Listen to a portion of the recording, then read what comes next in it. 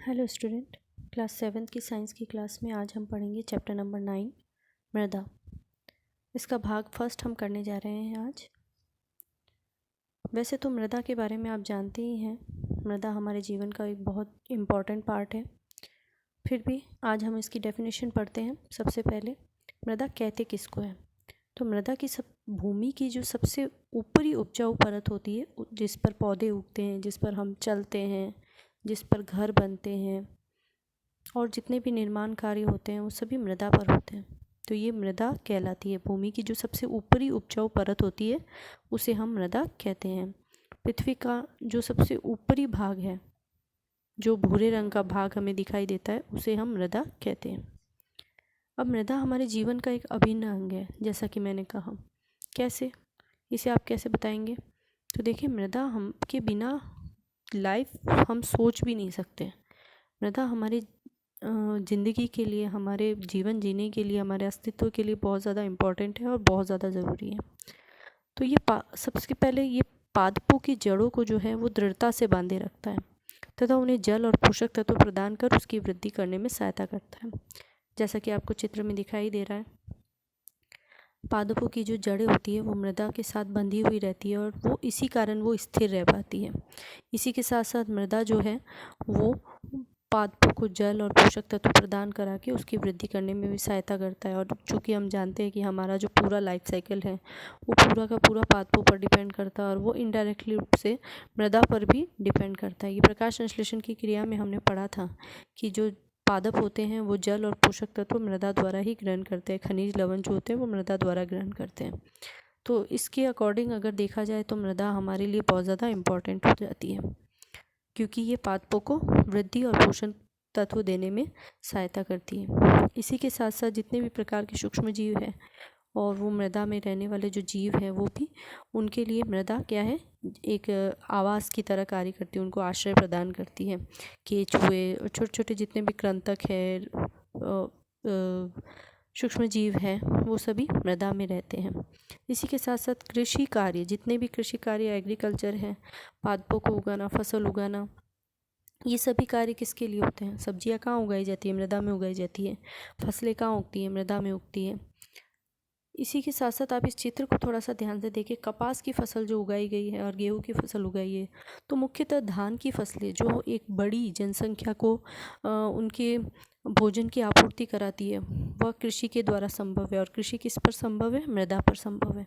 इसीलिए हम कह सकते हैं कि डायरेक्ट रूप से और इनडायरेक्ट रूप से भोजन के लिए हम मृदा पर ही निर्भर रहते हैं। इसी के साथ साथ अगर मैं यहाँ पे कॉटन के खेती की बात कर रही हूँ या कपास की खेती की बात कर रही हूँ, तो इसका मतलब ये हो गया कि हमें जो कपड़ा मिलता है या जो हमें वस्त्र मिलते हैं वो भी किसी न किसी रूप से मृदा पर ही निर्भर हो जाते हैं। ठीक है, तो इसीलिए मृदा अप्रत्यक्ष रूप से हमें भोजन, कपड़ा और आश्रय प्रदान करती है।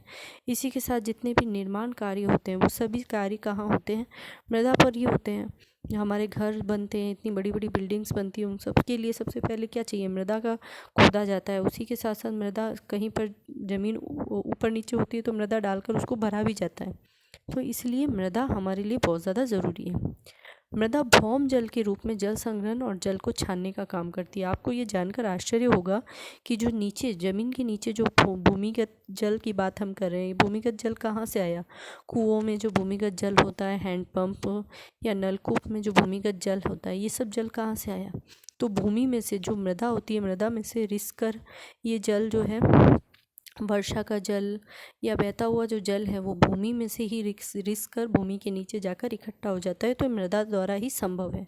मृदा अनेक परतों से मिलकर बनी हुई होती है। हम आगे आने वाले पार्ट्स में पढ़ेंगे कि मृदा अनेक परतों से मिलकर बनी होती है और इन्हीं परतों के द्वारा जब मृदा का जल, भूमि के ऊपर का जो जल है, वो मृदा के परतों से छनकर जब नीचे की ओर जाता है, जब आप मृदा पर इस तरह से जल डालते हैं तो क्या होता है? इसकी हर एक परत जो होती है, उस परत से ये जल छनकर नीचे की ओर जाता है। तब ये जल जो है वो एक तरह से फिल्टर होकर पूरी तरह से जाता है और पूरी तरह से शुद्ध जल जो है वो इकट्ठा हो जाता है भूमि के नीचे।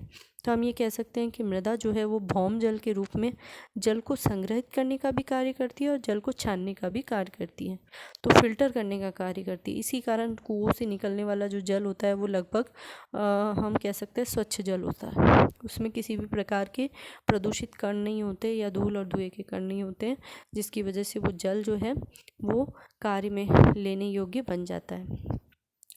तो मृदा भौम जल के रूप में जल को संग्रहण करने का और जल को छानने का कार्य करती है। तो इस प्रकार से मृदा प्रत्यक्ष रूप से देख लीजिए या अप्रत्यक्ष रूप से देख लीजिए, किसी भी प्रकार से मृदा जो है वो हमारे जीवन का एक अभिन्न अंग है। बिना मृदा के हमारा जीवन संभव नहीं है, ऐसा कहा जा सकता है।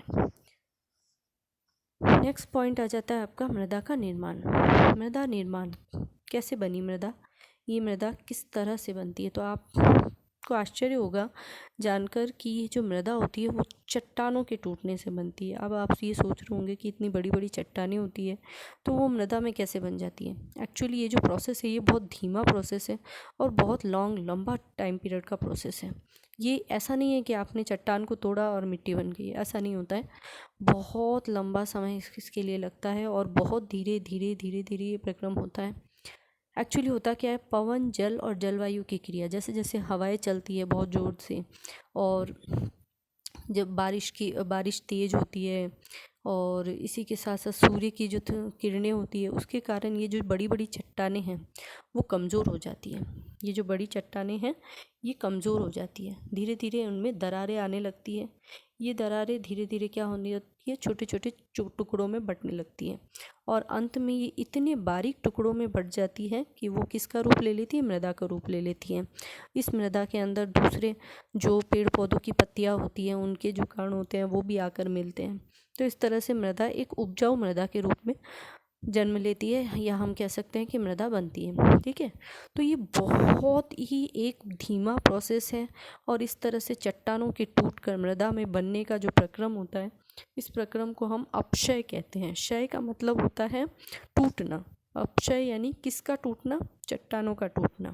तो इस तरह से हम कह सकते हैं कि जो मृदा का निर्माण है वो बहुत धीमा प्रक्रम है, एकदम से नहीं होने वाला प्रोसेस है। ये बहुत लॉन्ग प्रोसेस है और कई साल लग जाते हैं इसको कंप्लीट होने में। ठीक है, तो मृदा की प्रकृति जो होती है वो अपनी मातृ शैल, अब मातृ शैल किसको कहेंगे, मातृ शैल वो शैल होगी जिस शैल के द्वारा मृदा बनी है, जिस शैल के टूटने से मृदा बनी है उस शैल को हम क्या कहेंगे, उस चट्टान को हम क्या कहेंगे, मातृ शैल कहेंगे।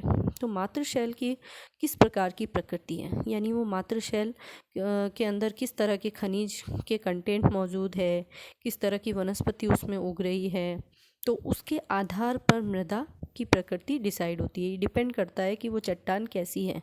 वो चट्टान लाल चट्टान है तो उसमें से, या ब्लैक चट्टान है तो उसमें से किस तरह की मृदा का निर्माण होगा, वो डिपेंड करता है कि वो मातृशैल कैसा है। ठीक है, तो मृदा की प्रकृति अपने मातृशैल जिनसे इनका निर्माण हुआ है उस पर निर्भर करती है और उस पर पाई जाने वाली वनस्पति की किस्मों पर भी निर्भर करती है, क्योंकि उसी वनस्पति से निकलने वाले जो पेड़ पौधों की पत्तियाँ होगी, सड़ी गली पत्तियाँ होगी, वही आकर उस मृदा में मिलेगी और उस मृदा को उपजाऊ बनाने का काम करेगी। तो इसलिए उसमें मृदा की उपजाऊपन या मृदा किस तरह की है, उस मृदा का जो नेचर है, जो प्रकृति है, वो डिपेंड करता है किस पर, जिस मातृ शैल पर, जिससे वो मृदा बनी है उस चट्टान पर डिपेंड करेगा। ठीक है, नेक्स्ट आता है मृदा की संरचना। तो मृदा की संरचना कैसी है, किस तरह से मृदा बनी है, ये तो हमने बता दिया कि प्रोसेस लॉन्ग प्रोसेस है, चट्टानों के टूटने से मृदा बनती है। लेकिन आप ये कैसे बताओगे कि मृदा का आंतरिक संगठन कैसा है, मृदा कितनी परतों से मिलकर बनी है या मृदा सिर्फ एक ही परत है। तो इसको प्रूव करने के लिए हम एक एक्टिविटी करेंगे। एक्टिविटी में हम क्या लेंगे, गिलास लेंगे सबसे पहले, और इस गिलास में क्या करेंगे, मुट्ठी भर रेत उठा लीजिए, कहीं से भी अपने बगीचे की मिट्टी ले लीजिए या सड़क के किनारे पड़ी हुई मिट्टी, कंस्ट्रक्शन साइट पर जो मिट्टी है वहाँ से कहीं से भी आप मिट्टी एकत्र कर ले और लेकर गिलास को 3/4 जल से भर दें। 3/4 आपको जल से भरना है और उसके अंदर मृदा को जो आपने लिया था उसको डालना है। डालने के बाद आप क्या करेंगे, इसको अच्छे से हिला लेंगे, कांच के छड़ की सहायता से या किसी भी छड़ की सहायता से इसको अच्छे से हिला लेंगे और हिलाने के बाद इसको सेटल होने के लिए छोड़ देंगे। कुछ समय पश्चात तक आप इसको छोड़ देंगे, जैसा है ये ऐसा ही रहने देंगे। और उसके बाद जब ये धीरे धीरे शांत हो जाएगा, शांत होने के बाद आप देखेंगे कि इस तरह का जो गिलास में स्ट्रक्चर आपको दिखाई दे रहा है, इसी तरह का स्ट्रक्चर आपको गिलास में दिखाई देगा। सबसे ऊपर की परत आपको थोड़ी सी गहरे रंग की दिखाई देगी और जल के ऊपर तैरती हुई हल्की वस्तुओं के रूप में। उसके बाद आपको नीचे थोड़ा सा बारीक कण जो हैं वो जमे हुए दिखेंगे। उससे बड़े कण जो है नीचे की स्तर पर, और सबसे नीचे की तरफ बहुत बड़े बड़े कण आपको नीचे दिखाई देंगे। ये जो परतें आप देख रहे हैं, ये सारी परतें क्या है, मृदा की परतें हैं आपके। क्योंकि मृदा जो है वो उसमें अलग अलग कण मिश्रित होते हैं। मृदा क्या है, मृदा एक मिश्रण है। हर एक प्रकार का कण जो है उसमें मिश्रित हो जाता है। उसमें छोटे कण भी होंगे, उसमें बड़े कण भी होंगे, उसमें सड़ी गली पत्तियाँ भी होगी, आसपास का कचरा भी मिश्रित हो जाएगा, या प्लास्टिक के कुछ कण भी होंगे, कुछ हल्के कण होंगे, फूल पेड़ पौधों की पत्तियाँ होगी। तो इस तरह से मृदा पूरी तरह से एक मिश्रित हो जाती है, जो आपके घर के बगीचे या सड़क के किनारों के आसपास मिलेगी। तो इसमें सबसे पहले आप देखेंगे ह्यूमस की परत। ये सबसे ऊपर वाली हल्की परत जो आप देख रहे हैं, जिसमें सड़ी गली वस्तुएं मिलेगी आपको, या पेड़ पौधों की मृत पत्तियां मिलेगी, वो सब क्या है, एक गहरे रंग की उपजाऊ परत का निर्माण करेगी, जिससे हम कहते हैं ह्यूमस। ये जो परत होगी मृदा की, ये सबसे ऊपरी उपजाऊ परत बनेगी। उसके नीचे का स्तर आप देखेंगे जल है। जल के नीचे आप देखेंगे मृतिका। मृतिका यानी बहुत ज़्यादा पतली मिट्टी, चिकनी मिट्टी के रूप में आपको दिखाई देगी, जो ऊपर की ओर जमा होगी। उसके नीचे की तरफ बालू मिट्टी जमा होगी, और सबसे नीचे की तरफ बजरी, यानी बहुत बड़े बड़े कण वहाँ पर इकट्ठे हो जाएंगे। तो इस तरह से इस क्रियाकलाप से हमें ये सिद्ध होता है कि मृदा जो है वो अनेक परतों से मिलकर बनी है। ठीक है, अब हमने ये तो बता दिया कि मृदा अनेक परतों से मिलकर बनी है, लेकिन आप ये कैसे बताएंगे कि मृदा का आंतरिक संगठन क्या है। तो आइए पढ़ते हैं मृदा का आंतरिक संगठन कैसा है, एक्चुअल में मृदा दिखती कैसी है। वैसे तो जब भी आप मृदा को देखते हैं तो उसका हमेशा ऊपरी स्वरूप देखते हैं, बाहरी स्वरूप देखते हो, ऊपरी परत ही आप उसको देख पाते हो। लेकिन एक्चुअल में मृदा, अभी हमने पढ़ा कि मृदा अनेक परतों से मिलकर बनी है, लेकिन हम उसका केवल बाहरी ऊपरी स्वरूप ही देख पाते हैं, ऊपरी परत ही देख पाते हैं।